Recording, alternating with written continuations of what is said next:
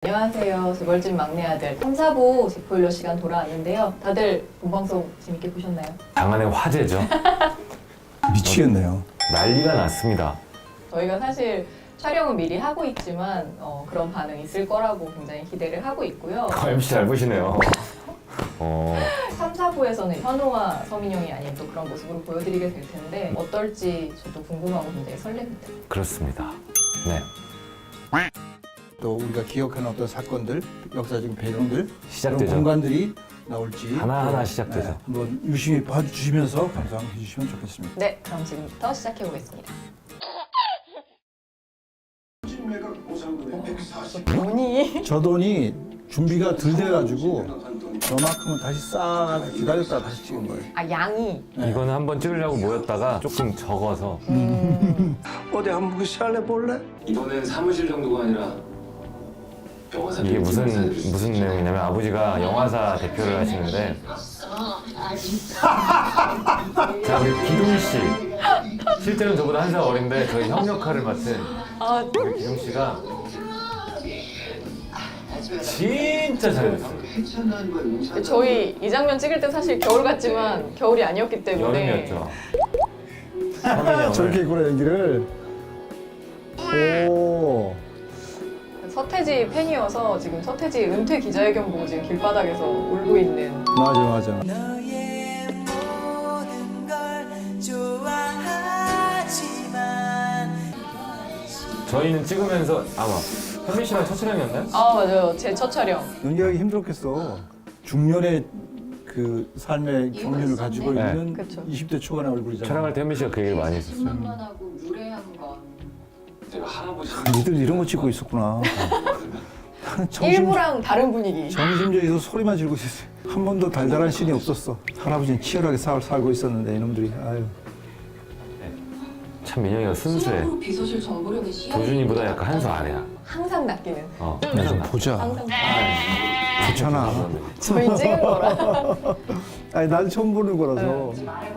둘이 이제 밥 먹으러 간 거죠. 둘이 연기 잘했구나. 얘는 서민이 형도 틀려 현저랑. 얘가 왜 그렇게 됐는지. 저거 저 디테일 오메이. 서태지 혼자 솔로로 앨범했죠. 저런 걸 알면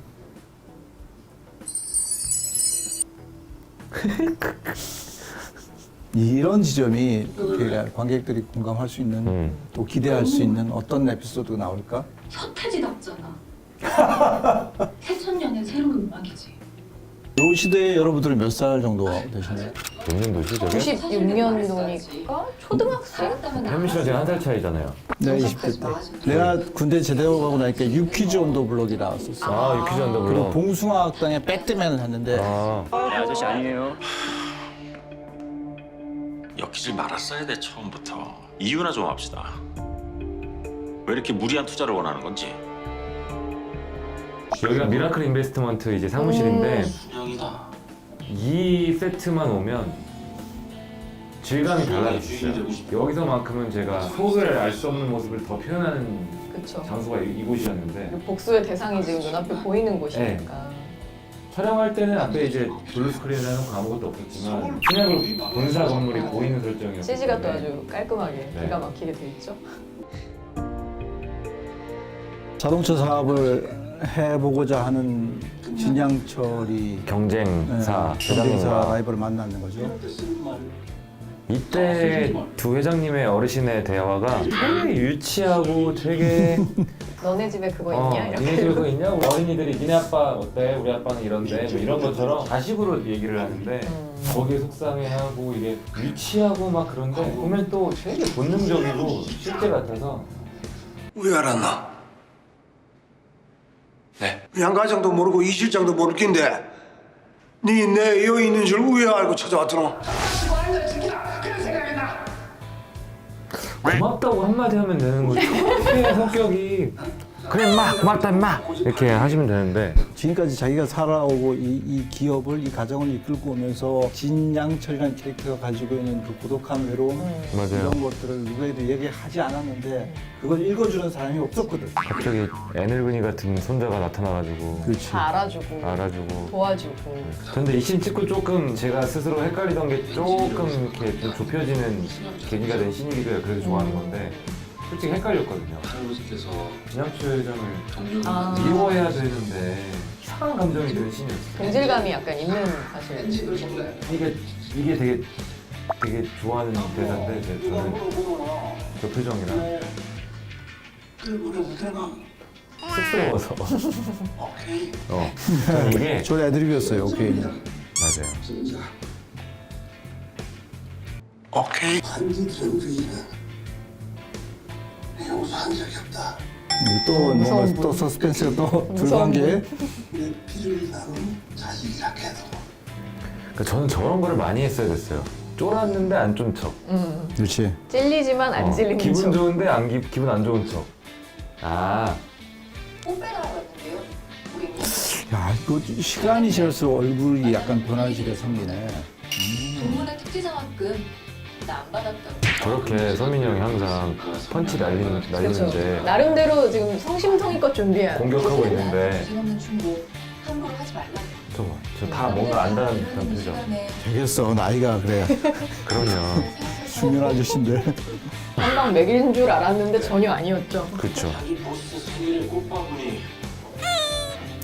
꽃바구니는 무조건 남자가 여자한테 주는 작아졌어. 생각하는 것만큼.